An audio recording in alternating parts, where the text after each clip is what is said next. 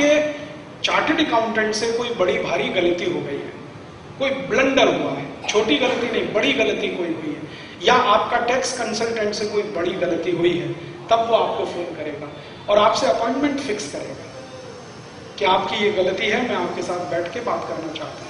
आप उसको अपॉइंटमेंट का टाइम दीजिए, फिर वो आपके साथ बात करेगा। और आप बोलेंगे मेरे घर में आ जाओ तो आ जाएगा, आप बोलोगे मेरी दुकान में आ जाओ तो आ जाएगा। आपको अगर सुविधा है, वो पूछेगा आपको सुविधा है तो आप मेरे ऑफिस में आ सकते हैं। आप कहोगे नहीं नहीं मेरे पास टाइम नहीं है आपके ऑफिस में आने का, ठीक है मैं आता हूं आपके पास। ये तो होता है वहां का वैट कमिश्नर। और यूरोप के कोई भी देश का वैट कमिश्नर टैक्स पेयर को सर करके बात करता है, sir sir sir, okay sir, right sir, very good sir, fine sir, आदि आदि आदि आदि, ये बात करता है। भारत का वैट कमिश्नर आपका सर तोड़ के बात करता है, वो तो सर सर करके बात करता है। भारत का वैट कमिश्नर तो आप जाओगे तो कमरे में कुर्सी नहीं रखेगा, कहेगा बाहर खड़े रहो, और खुद बैठा बैठा चाय पीता रहेगा, कहेगा फुर्सत नहीं है, कल आओ, परसों आओ, नरसों आओ। तो टेंडेंसी में बहुत फर्क है। और इससे भी ज्यादा इंटरेस्टिंग बात है जो बहुत महत्व की है, फिर मैं आता हूं मुख्य विषय पर। दुनिया के किसी भी देश के वैट कमिश्नर को पगार नहीं होती है, सैलरी नहीं मिलती है, उसको कमीशन मिलता है। जितना वो टैक्स लेगा उसका कमीशन फिक्स होता है, और हर देश में अलग अलग है। कोई देश में 0.5%, माने आपने जो टोटल टैक्स इकट्ठा किया उसका 0.5% आपका कमीशन, आपने जो टैक्स इकट्ठा किया उसका 1% कमीशन। 1% से कहीं ज्यादा नहीं है और 0.25% से कहीं कम नहीं है। तो 0.25% से लेकर 1% के बीच में कमीशन फिक्स होता है, किसी को सैलरी नहीं है, कमीशन। और एक मजे की बात, किसी भी वैट कमिश्नर को यूरोप के किसी भी देश में सरकार का घर नहीं मिलता रहने के लिए, किराए के घर में रहना पड़ता है। सरकार का टेलीफोन नहीं मिलता, सरकार का मोबाइल फोन नहीं मिलता, सरकार की कार नहीं मिलती, सरकार के फोकट के टिकट नहीं मिलते हवाई जहाज में आने जाने के लिए। बीवी बच्चों को तो कभी कोई सुविधा नहीं मिलती। जो करना है अपने पैसे से करना है, सरकार की तरफ से कोई सुविधा नहीं। आपको जो कमीशन मिल रहा है उसी से आपको अपनी जिंदगी चलानी है, बाकी आगे कोई बात नहीं है। भारत देश में इसका ठीक उल्टा होता है। वैट कमिश्नर को पगार तो है और उसको ढेर सारे पगार के साथ इमोल्यूमेंट्स हैं।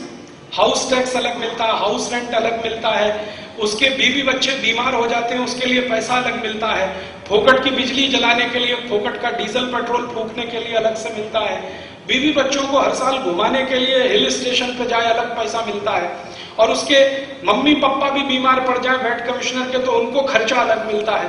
तो भारत का जो वैट कमिश्नर है और यूरोप का वैट कमिश्नर है, जमीन आसमान का अंतर है।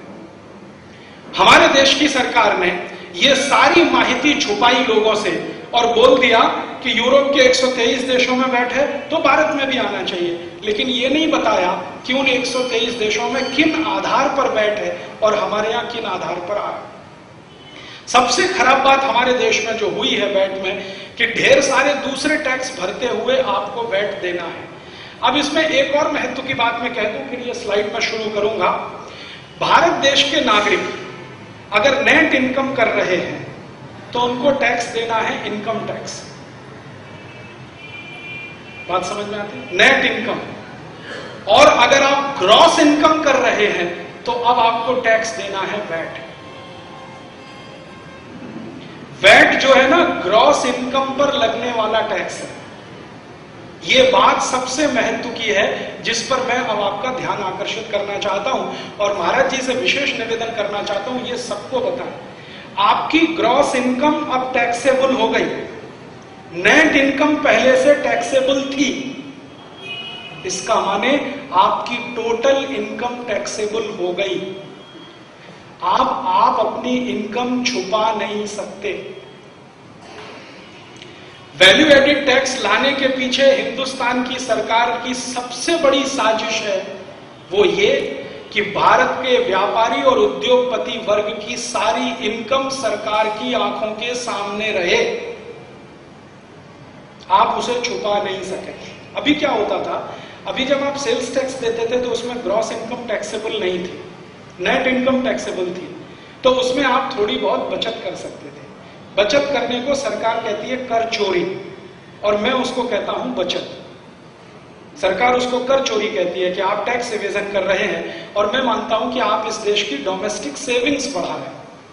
अगर आप टैक्स नहीं भर रहे हैं तो आप इस देश की बचत बढ़ा रहे हैं। सरकार कहती है कि कर चोरी कर रहे हैं, मैं कहता हूं कि आप टैक्स सेविंग्स वो करने से इस देश की बचत बढ़ाते हैं। कैसे? हिंदुस्तान के जो लोग टैक्स में पैसे कटौती करते हैं या टैक्स नहीं भरते हैं या टैक्स की चोरी करते हैं, जो भी शब्द इस्तेमाल करें, वही लोग सबसे ज्यादा डोनेशन देते हैं। वही लोग सबसे ज्यादा डोनेशन। महाराज जी, मेरे बहुत दोस्त हैं जो हर साल इनकम टैक्स की चोरी करते के लिए उनके घर में 4 चार्टेड अकाउंटेंट हैं जिनको महीने का 50,000 रुपए का सैलरी देते हैं। इनकम टैक्स नहीं जाना चाहिए। मैं उनको कहता हूं, भाई तुम इतना खर्चा चार्टेड अकाउंटेंट पे करते हो और इतना दान में भी देते हो, रोज का 1 लाख रुपए का दान दे सकते हैं, इनकम टैक्स नहीं देते। रोज का 2 लाख रुपए का दान दे सकते हैं, इनकम टैक्स नहीं देते। मैं जानता हूं, मेरे बहुत अच्छे मित्र हैं जैन समाज में ही हैं जो रोज का 2 लाख रुपए दान देते हैं, 3 लाख रुपए देते हैं, 4 लाख रुपए देते हैं। साल का उनका जो टोटल डोनेशन है ना, वो मैंने दिन में डिवाइड कर दिया, तो रोज का 2 लाख, 3 लाख, 4 लाख, 5 लाख रुपए तक डोनेट करने वाले लोग इनकम टैक्स नहीं भरते। क्यों? मैंने एक दिन उनसे पूछा। उसमें से कई लोग तो मुंबई में हैं। तब उन्होंने मुझे एक बहुत गंभीर बात किया, और उस दिन से मैं उनको सल्यूट करता हूं, मैं उनको प्रणाम करता हूं। सरकार उनको टैक्स चोर कहती है, मैं उनको सल्यूट करता हूं। वो कहते हैं, राजीव भाई, भारतीय संस्कृति में कुपात्रों को दान नहीं देते।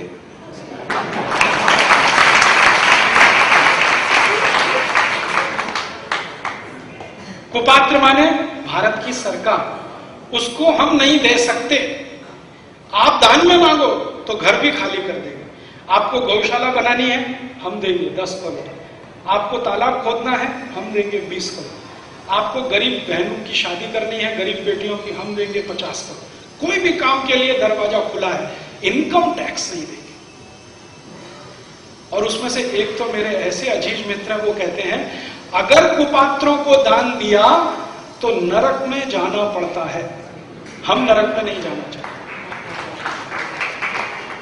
अर्थात बात बिल्कुल सीधी सीधी है कि सरकार के टैक्स के पैसे को चोरी करके वो दान में देते हैं। और इसका अर्थ क्या हुआ? इसका अर्थ ये हुआ कि भारत देश में जो पैसा टैक्स से बचाया जाता है उसी से दान का काम चलता है। इसका अर्थ ये हुआ कि जो पैसा टैक्स से बचता है वही मंदिरों में काम आता है, वही समाज के काम में लगता है।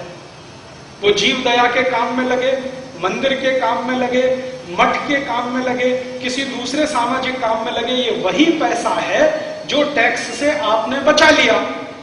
अब सरकार क्या कह रही है कि आपके पास टैक्स से कोई पैसा बचने ना पाए। वैट के नाम पर आपकी ग्रॉस इनकम टैक्सेबल कर दिया और नेट इनकम टैक्सेबल है। इनकम टैक्स के नाम पर माने टोटल इनकम अब आपकी टैक्सेबल है, माने कोई भी पैसा अब आप बचा नहीं पाए, अर्थात अब आप पैसे का दान नहीं कर पाए। अर्थात पैसे का दान ना हो तो मंदिर और मंदिर से जुड़ी हुई संस्थाएं ना चले। अर्थात मंदिर और मंदिर से जुड़ी संस्थाएं ना चले तो धर्म का काम बंद हो। अर्थात आप सब ईसाई बनने के लिए तैयार हो जाए। यह है असली मकसद वैट का।